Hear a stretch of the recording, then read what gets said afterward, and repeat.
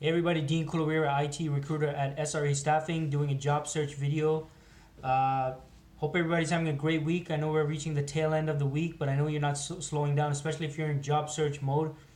You're uh, you're putting yourself out there. You're building momentum. You're reaching out, connecting with recruiters, hiring managers. You're going for interviews.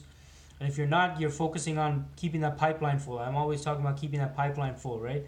So what I want to talk about today actually is the importance of really sitting down and having clarity on what it is you want, whether whether on a grand scale, right, like where you want to be career wise, or just simply what you want at the end of the interview, or at the end of the meeting, or at the end of your application process, or whatever the case.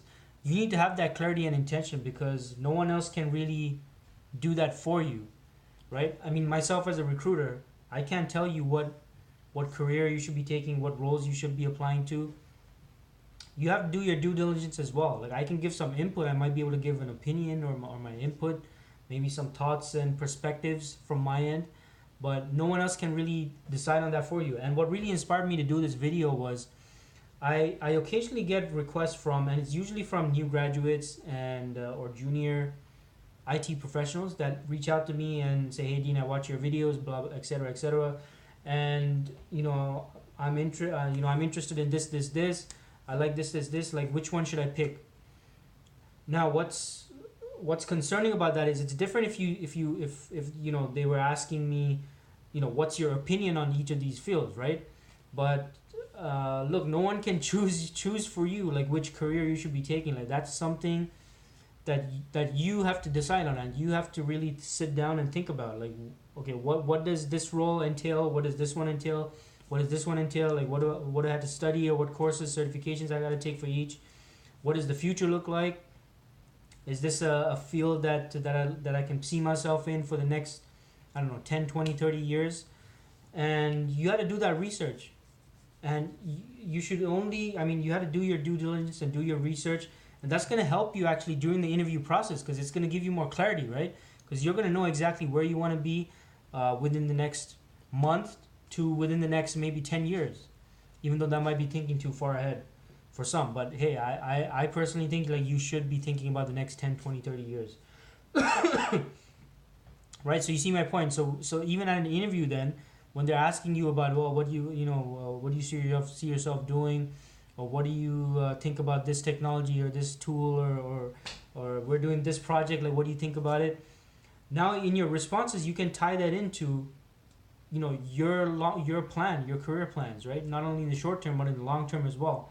Not that you're actually gonna connect it, make that connection for each and every question asked at the interview, but you have that in the back of your mind always, and it gives you clarity, it gives you focus and intention, and it makes actually makes it very easy then to narrow down, okay, which roles should I be spending most of my time on? Is this interview worth my time, or should I be even going for this interview? Is it going to get me here, etc.? So right, so you see my point. So for those of you who are juniors and new graduates, look, I'm happy to provide my opinion about certain trends that I see in the industry, in the IT industry and all of that.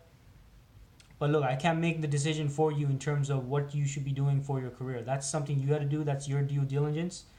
Uh, I mean, look, at the end of the day, you're gonna be the one working the role. Like, no one else can really. I don't believe anyone else can or should be making that decision for you. Like, you gotta make that decision and that choice.